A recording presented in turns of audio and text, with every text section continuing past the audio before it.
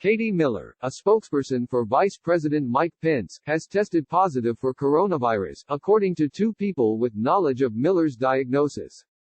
Miller's positive diagnosis for COVID-19 puts the potential threat of the infection squarely into the president's inner circle.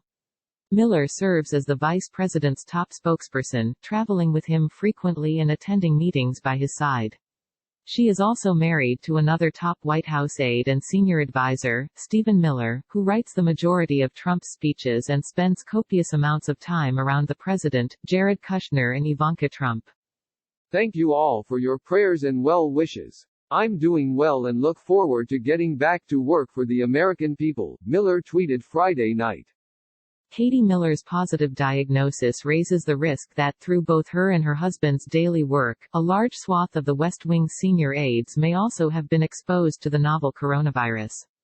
She's a wonderful young woman, Katie. She tested very good for a long period of time, President Donald Trump said on Friday during a meeting with congressional Republicans at the White House.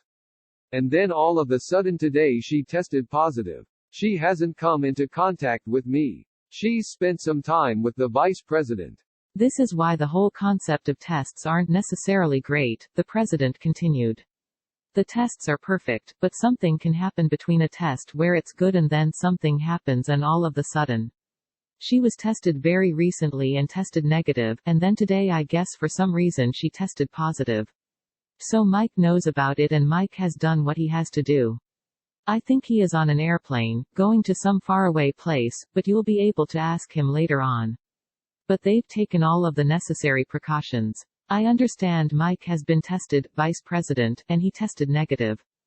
President Trump is so close to the Miller couple that he attended their wedding in February 2020 at the Trump International Hotel, where he stayed at the party for roughly 2 hours and delivered a short speech to toast them. He has worked closely with Stephen Miller, one of the key architects of his administration's immigration policy, since the 2016 campaign.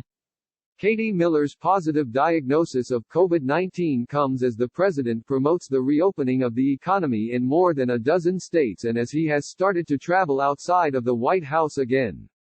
This past week, he visited a Honeywell factory in Arizona where he toured the plant without wearing a face mask. White House Press Secretary Kayleigh McEnany earlier on Friday confirmed that a member of the vice president's team had tested positive for coronavirus, just one day after one of the president's personal valets contracted the illness, although she did not specify who the person was.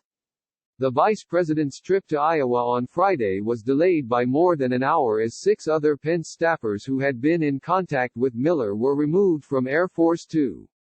The White House said that the Pence staffer had tested negative on Thursday before receiving positive test results Friday morning.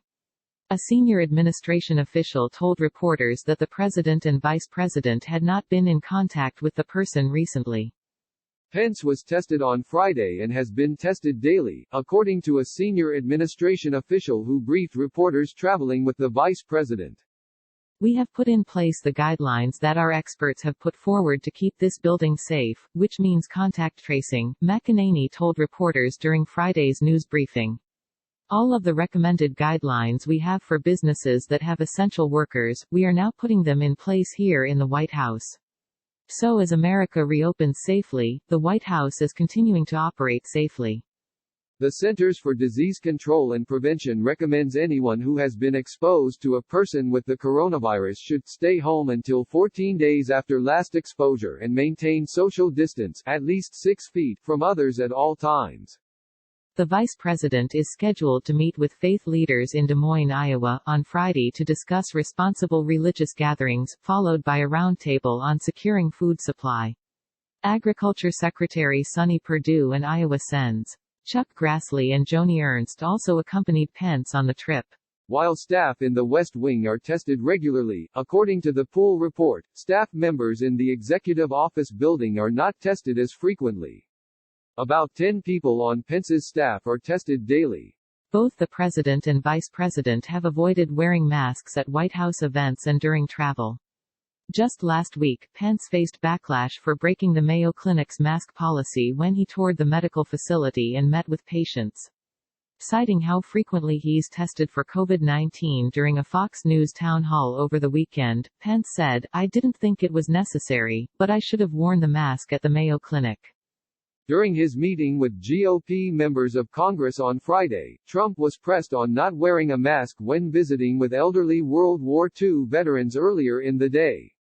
The president said he was not concerned because he was very far away from them. "I would have loved to have gone up and hugged them because they are great. I had a conversation with everyone, but we were very far away." You saw, Trump continued. Plus the wind was blowing so hard in such a direction that if the plague ever reached them, I'd be very surprised. It could have reached me, too. You didn't worry about me, you only worried about them, and that's okay because I think they're so pure, it will never happen. All right? They've lived a great life. But no, the wind was howling. And I didn't see anybody with masks. I don't know, maybe there were. But they were great. Trump on Thursday said both he and Pence had tested negative for coronavirus after they were informed that a member of the U.S. military who works at the White House had tested positive. That individual is one of the president's valets, military members who assist the president with personal tasks. Judd Deere, a White House spokesman, said in a statement, "The president's physician and White House operations continue to work closely to ensure every precaution is taken to keep the president, first family and the entire White House complex safe and healthy at all times." In addition to social distancing, daily temperature checks and symptom histories, hand sanitizer, and regular deep cleaning of all workspaces. Nancy Cook contributed to this report.